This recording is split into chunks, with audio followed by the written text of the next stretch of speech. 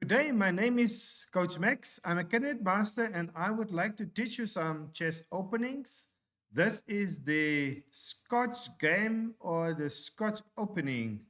Now, if we can go back a bit just to start from the beginning, here we have the King's Pawn opening where you play e4 and e5. Now, what do we do when we play e4 and e5?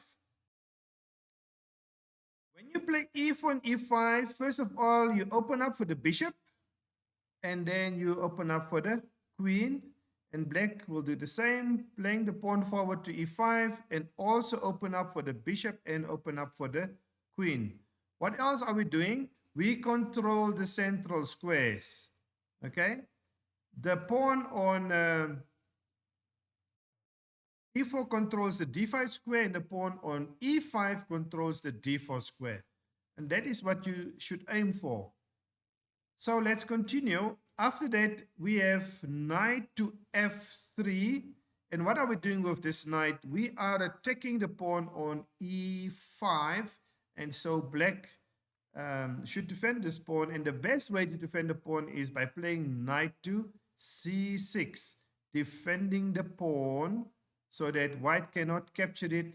If white captures it, white will lose the knight. And it's not a good idea to lose your knight for a pawn. Okay.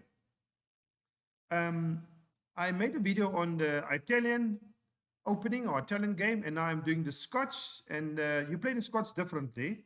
And the move that signifies the Scotch opening is this move, pawn to d4. When white plays pawn to d4, we are saying white is playing the Scotch game. Okay, so how should black respond? Black should capture the pawn on d4 immediately. It is not a good idea to defend with the d6 pawn. Why not?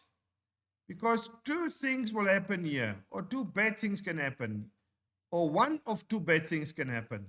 Number one, either you lose a pawn like this, then white gives a check, and then you capture back with your knight, and then white grabs the pawn, and so you've lost the pawn. Or the other bad thing that can take place is the following. If black captures back with the pawn and white captures with the queen, and then the king captures. The king captures, and now black lost the right to castle, meaning black cannot castle anymore because the king moved. So that is the problem with pawn to d6. That's why you should not play pawn to d6. It is not a good idea to play that pawn there.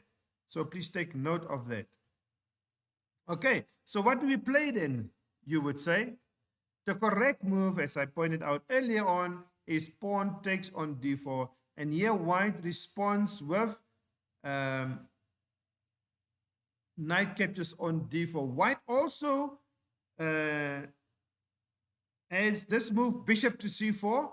White can also use, this is the Scotch gambit. When you're not taking back the pawn, then you play the Scotch gambit. But we don't want to play the Scotch gambit. I want to show you the Scotch game where you capture on d4. We will get to the gambit in later videos. For now, I just want to introduce you to the Scotch game. Okay. Black's turn. Black develops the bishop on c5. And what are we doing with this bishop? We are attacking the knight. And now the knight is attacked twice by the bishop and by the knight on c6. And we only have one defender. We only have our queen defending it. Okay, so what should we do? What does theory dictate?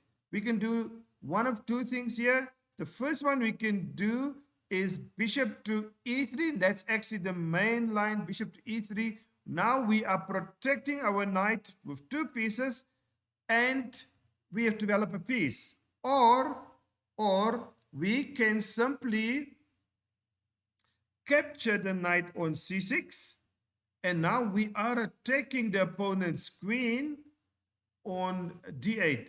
And here you have to be very, very careful, because black can launch a sneaky attack by playing the queen to f6. And then you might think, wow, I got away with that. No, you didn't. Because now the queen attacks your knight on c6, and the queen also attacks the pawn on f2, the weakest point in the white camp, together with the bishop on c5. So if you decide now to run away with your knight, for example, you say, now I can run away with my knight to a5. Boy, oh boy, you just lost the game and black will deliver checkmate. You cannot run anywhere. Your king is dead because your king cannot go here or here because the queen is delivering checkmate, and your pieces, your queen blocks the path, and the bishop is the helper of the queen, protecting the queen, and the game is over in just 6 moves. That was 6 moves, and it is checkmate. Okay, so be very careful when you play the Scotch game. Not all openings has this, but there are some openings where you will have easy or quick checkmate threats, and you need to watch out for them. So be careful. Now, what should you play after the opponent plays queen to f6? You can do a couple of things. You can play queen to d2, so number 1, that's the first line, or you can play queen to f3, and then the opponent will take, and you can take back, and then the opponent will take here. So it can go like that, or you could play queen to d2, okay? Or you could play queen to e2. But queen to e2 and queen to d2, they block the bishops. Now the path for this bishop is blocked. Our bishop on f1 cannot come out. But yeah, that's a move that you can make temporarily. But that's not the correct one. So after queen to d2, then d captures on, sorry, let me just remove that. D captures on c6. That is what you can play. And the game continues. You can play now knight to c3, bishop to e6, and then here the theory is knight to a4. Why do we play knight to a4? We want the bishop pair. We are attacking the bishop. Even if the opponent protects it, we are going to capture it. And if the bishop goes back to b6, we can then capture this bishop like this. You see, we can capture the bishop, and then of course the opponent will capture back with the pawn like this. Okay, so this is what could happen. So that's what we say, and that's basically why you would play your knight to a4. You could also play your bishop to d3. Why do we play bishop to d3? We want to castle our king into safety. Here, black will castle to the queen side, and then white can castle to the king side. And you have basically almost completed your development. The other line that you could play here is after black castle, you could also play your queen to f4, trying to exchange queens. If the opponent captures, you can capture back, and the game again can continue. Black will play out the knight to f6, or can play the knight out to e7 and continue with the development. And now, because the rooks will be linked, and then white can decide, here white can decide whether he wants to castle queen side or king side. So the game will continue. So that in a nutshell, my dear students, that is the Scotch game.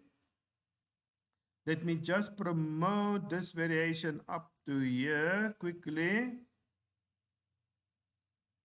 Let me promote this line, because this is the line that I would like you to know. Okay.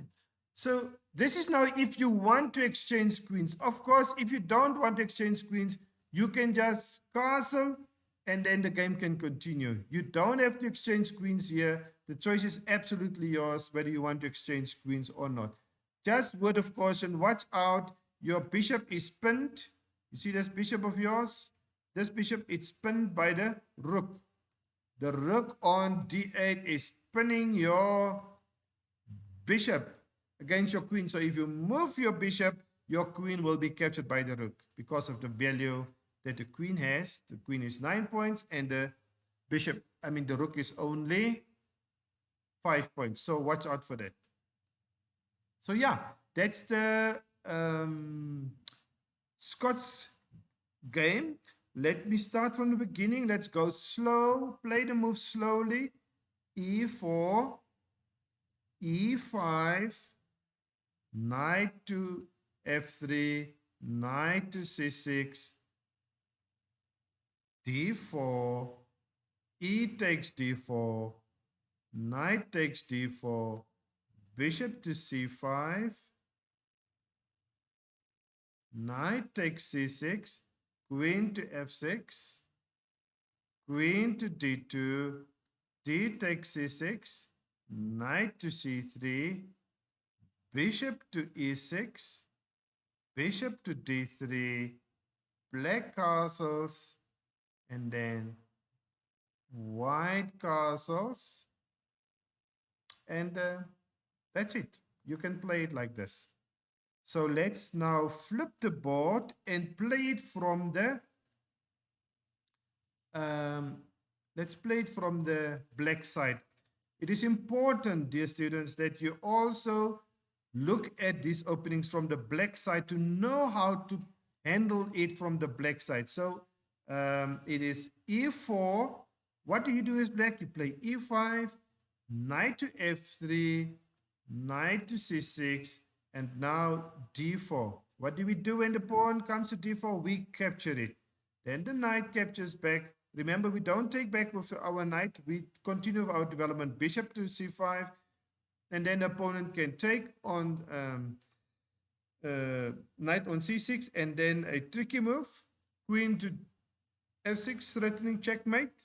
And what do? We play queen to D2, D takes on C6, knight to C3, continue our development, bishop to E6, bishop to D3 so that we can castle, black castles long, white castles short, and the game continue. So this is how you could play the Scotch game. Thank you for watching. Goodbye.